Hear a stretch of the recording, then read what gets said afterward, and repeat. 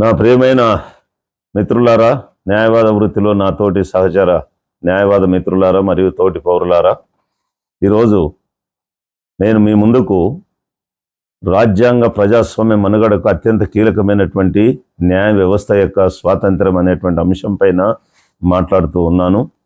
మరి మిత్రులారా, ఈ న్యాయ వ్యవస్థ యొక్క స్వాతంత్ర్యం మరియు న్యాయ వ్యవస్థలో సామాజిక వైవిధ్యం ఉండాల్సిన అవసరతను గురించి నేను మాట్లాడుతూ ఉన్నాను.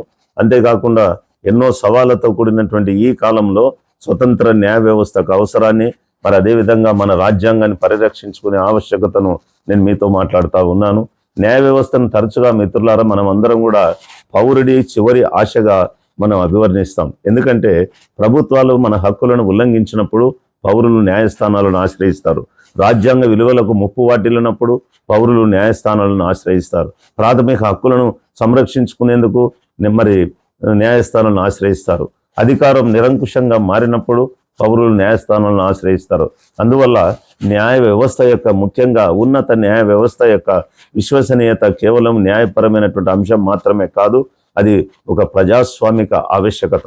మరి ఈనాడు మిత్రులారా, న్యాయమూర్తుల నియామకాలు, పదోన్నతులు, పదవీ విరమణ తర్వాత వారు పొందేటువంటి నియామకాలు, పదవులు, ఈ భావజాల ప్రభావాలు, అంటే రాజకీయ పార్టీల యొక్క మత రాజకీయ ప్రభావాలు, ఆ యొక్క భావజాల ప్రభావాలు, రాజ్యాంగ న్యాయస్థానంలో సామాజిక వైవిధ్యం అనేది లేకపోవడం, నిరంతరం కొరవడం వంటి విషయాలపైన మనకు రోజు రోజుకు దేశంలో ఆందోళనలు పెరుగుతూ ఉన్నాయి. ఈ ఆందోళనలు నిజంగా తీవ్రంగా మనమందరం కూడా పబ్లిక్ డొమైన్లో చర్చించాల్సిన అవసరం ఉంది. రాజ్యాంగము అధికారాల నియంత్రణ మరియు సమతుల్యత అనేటువంటి ఒక వ్యవస్థను, checks and balances between the legislature, judiciary and the parliament, వీటి మధ్యన చెక్స్ అండ్ బ్యాలెన్స్ అనే వ్యవస్థను రాజ్యాంగం సృష్టించింది. కాబట్టి ఏ సంస్థ కూడా మరొక సంస్థ పైన ఆధిపత్యం చెలాయించాలని ఉద్దేశించబడలేదు. న్యాయ వ్యవస్థ రాజకీయ అధికారం మరియు ప్రజా ఒత్తిడి, అదేవిధంగా ఐడియాలజికల్ ఇన్ఫ్లుయెన్స్ లేకుండా మరి వాటి నుండి స్వతంత్రంగా ఉండాలని ఆశించబడింది. కానీ ఈ ప్రజా విశ్వాసం కేవలం వాస్తవ స్వాతంత్రం పైననే ఆధారపడి ఉండదు మిత్రులారా. మనం అందరం కూడా గమనించినట్లుగా ఈ రోజుల్లో మనం జరుగుతున్నటువంటి ఇవన్నీ మనం చూసినప్పుడు మరి ఈ యొక్క వాస్తవ స్వాతంత్రం పైననే ఆధారపడి ఉండదు. ప్రజలు భావించే స్వాతంత్రం పైన కూడా, అంటే న్యాయ వ్యవస్థ స్వతంత్రంగా ఉంది అని ప్రజలు కూడా వాళ్ళు భావించేటువంటి దానిపైన కూడా సమానంగా ఆధారపడి ఉందని చెప్పి నేను మీకు మనవి చేస్తా ఉన్నాను. పదవి విరమణ తర్వాత అనేకమైనటువంటి పదవులు వస్తాయని, పదవి విరమణ ముందు ఇచ్చేటువంటి తీర్పులపైన ఆ నిర్ణయాలను ప్రభావితం చేయవచ్చు అని చెప్పి మాజీ కేంద్ర మంత్రి బీజేపీ నాయకుడు ఒకసారి అరుణ్ జైట్లీ గారు చాలా మరి చక్కగా హెచ్చరించాడు. ఆ వాక్యతో మనం ఏకీభవించిన, ఎందుకంటే pre retirement judgement for post retirement benefits అన్నది ఆ వాక్య ఆ విధంగా ఉంది ఈ ట్రెండ్ అని ఆయన చెప్పడం జరిగింది. కాబట్టి అది ఆ వాక్య ఏమైనా కానీ అది తప్పక ఆలోచించాల్సినటువంటి ఒక సంస్థాగతమైన ఆందోళనను మనకు గుర్తు చేస్తూ ఉంది.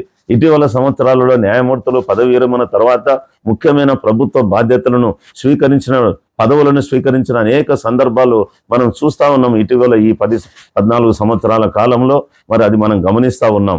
కాబట్టి అంతేకాకుండా రాజకీయ ప్రాముఖ్యత ఉన్నటువంటి కేసులో తీర్పులు ఇచ్చినటువంటి న్యాయమూర్తుల యొక్క పదోన్నతులపైన కూడా అనేకమైనటువంటి చర్చలు జరుగుతూ ఉన్నాయి.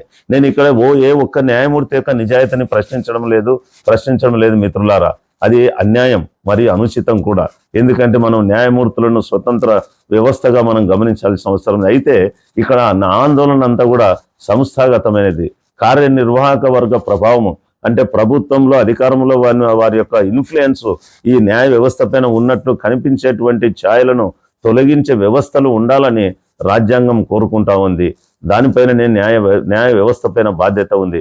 తక్షణమే దృష్టి సారించాల్సిన మరొక అంశం ఈ న్యాయ వ్యవస్థలో కొరబడినటువంటి సామాజిక వైవిధ్యం. భారతదేశము అపారమైన వైవిధ్యం కలిగినటువంటి ఒక నాగరికత కలిగినటువంటి దేశం అయినప్పటికీ మన ఉన్నత న్యాయ వ్యవస్థలో తరచుగా ఆ వైవిధ్యాన్ని తగినంతగా ప్రతిబింబించడం లేదనేది, అది విఫలమవుతా ఉంది మన వ్యవస్థ అనేది మనం గమనించాలి.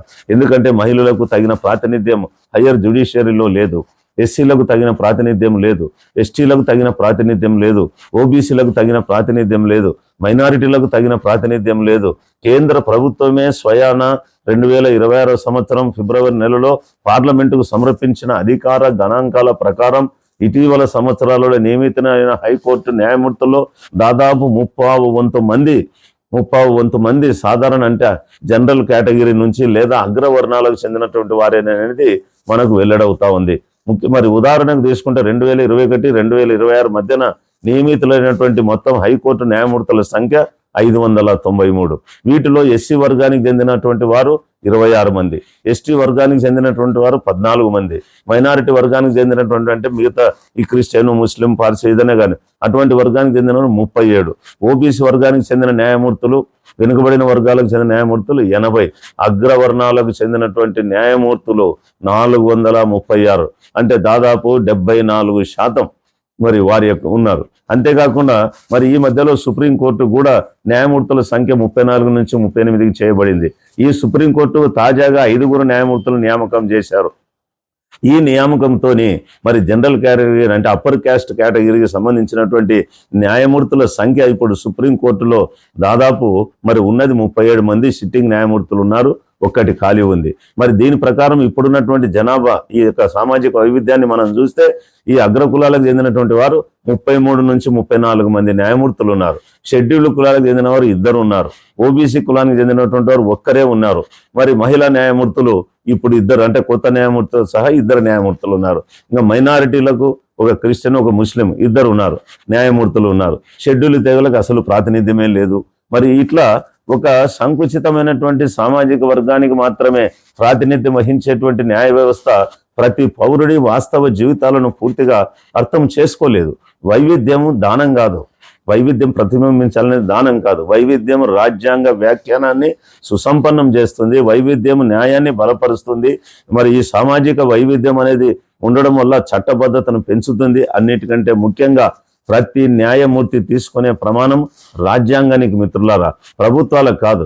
మేము రాజ్యాంగానికి కట్టుబడి ఉంటాం, రాజ్యాంగం ప్రకారం పనిచేస్తాం, రాజ్యాంగాన్ని కాపాడుతామని వాళ్ళు ప్రమాణం చేస్తారు. కాబట్టి ఈ ప్రమాణం ప్రభుత్వాలకు కాదు, రాజకీయ పార్టీలకు కాదు, రాజకీయ పార్టీల సిద్ధాంతాలకు కాదు, లేకపోతే ఒక మతానికి సంబంధించి కాదు. స్వేచ్ఛ, సమానత్వం, సౌభ్రాతృత్వం, లౌకికవాదం, సమాఖ్యవాదం మరియు సామాజిక న్యాయాన్ని పరిరక్షించాలని రాజ్యాంగము న్యాయమూర్తులను ఆదేశిస్తూ ఉంది, వారి నుండి ఆశిస్తుంది. కొన్నిసార్లు దీనికి ధైర్యం అవసరం, కొన్నిసార్లు మెజారిటీ ఒత్తిళ్లకు వ్యతిరేకంగా నిలబడాల్సి ఉంటుంది, కొన్నిసార్లు ప్రభుత్వాలకు వ్యతిరేకంగా కూడా నిలబడి తీర్పులు ఇవ్వాల్సి ఉంటుంది. అందుకే న్యాయ వ్యవస్థ యొక్క స్వాతంత్రం చాలా ముఖ్యం. న్యాయవాద వృత్తిలో ఉన్నటువంటి మనం, న్యాయవాద బార్ మెంబర్స్ అందరం కూడా మనం వీటి కోసం వాదించాలా. ఏమని వాదించాలా? నియామకాలలో అంటే ఉన్నత న్యాయ వ్యవస్థకు జరిగేటువంటి నియామకాలలో పారదర్శకత ఉండాలా, అధిక జవాబుదారీతనం ఉండాలా, సామాజిక వైవిధ్యం ఉండాలా, అంతేకాకుండా పదవి విరమణ అనంతరం జరిగేటువంటి ఈ నియామకాలు ఏవైతే ఉన్నాయో వాటి మధ్యన గ్యాప్ ఉండాలా, అంతేకాకుండా ఈ ప్రభుత్వం నుంచి కార్యనిర్వాహక వర్గం యొక్క ప్రభావం నుండి రక్షణ ఉండాలా, రాజ్యాంగ నైతికతను బలోపేతం చేయాలా. మరి ఈ రాజ్యాంగ నైతికత అనేది సహజ సిద్ధమైనటువంటి భావన కాదని దాన్ని పెంపొందించుకోవాలని చెప్పి భారత రాజ్యాంగ నిర్మాత బాబాసాహెబ్ డాక్టర్ బిఆర్ అంబేద్కర్ ముందుగానే మనల్ని హెచ్చరించారు. బహుశా ఈనాడు మునుపెన్నడు లేనంతగా ఈ భారతదేశ భావజాల అనుగుణ్యత కంటే రాజ్యాంగ నైతికతతో, సంస్థాగత సౌలభ్యం కంటే రాజ్యాంగ ధైర్యంతో, మరి రాజకీయ ప్రయోజనాల కంటే రాజ్యాంగ విలువలతో నడిచేటువంటి న్యాయమూర్తులు ఉన్నత న్యాయ వ్యవస్థలో అవసరం. న్యాయ వ్యవస్థ స్వతంత్రంగా ఉంటే ప్రజాస్వామ్యం నిలబడుతుంది, న్యాయ వ్యవస్థ పరాధీనమైతే ప్రజాస్వామ్యం బలహీనపడుతుంది.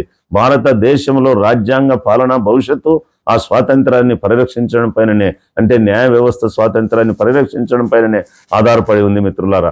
రాజ్యాంగం న్యాయ వ్యవస్థను కార్యనిర్వాహక వర్గానికి భాగస్వామిగా కానీ లేదా దానికి శత్రువుగా కానీ సృష్టించలేదు. అది న్యాయ వ్యవస్థను రాజ్యాంగ సంరక్షకురాలిగా సృష్టించింది. ఎప్పుడైతే న్యాయ స్వాతంత్రం బలహీనపడుతుందో, న్యాయ వ్యవస్థ స్వాతంత్రం బలహీనపడుతుందో రాజ్యాంగపరమైన హక్కులు కూడా బలహీనపడతాయి. ఎప్పుడైతే సామాజిక వైవిధ్యాన్ని మినహాయిస్తారో, అంటే సామాజిక వైవిధ్యం లేకుండా నియామకాలు జరుగుతాయో, రాజ్యాంగ న్యాయం అన్నది అసంపూర్ణంగా మిగిలిపోతుంది. అందువల్ల భారత ప్రజాస్వామ్య భవిష్యత్తు కేవలం ఎవరు పరిపాలిస్తున్నారనే దానిపైన కాకుండా మిత్రులారా, రాజ్యాంగ పరిమితులు ఇప్పటికీ ముఖ్యమైనవేనని పాలకులకు చెప్పేంత నిర్భయంగా న్యాయస్థానాలు ఉన్నాయా లేదా అనేటువంటి ఆ ప్రశ్న పైన దానిపైన కూడా ఆధారపడి ఉందని మనం గమనించాలా. అందుకని స్వతంత్ర న్యాయ వ్యవస్థ ఉండాలి. స్వతంత్ర న్యాయ వ్యవస్థలో సామాజిక వైవిధ్యం ప్రతిబింబించబడాలి. అప్పుడే మన యొక్క హక్కులు కాపాడబడతాయి, రాజ్యాంగం కాపాడబడుతున్నటువంటి విషయాన్ని మనం కూడా గమనించి పౌరులంగా మనం దీన్ని మరి జాగ్రత్తగా పరిశీలించాల్సిన అవసరం ఉందని చెప్పి ఈ సందర్భంగా మీకు అందరికి మనవి చేస్తూ సెలవు తీసుకుంటున్నాను. ధన్యవాదాలు. జై భారత్, జై రాజ్యాంగం.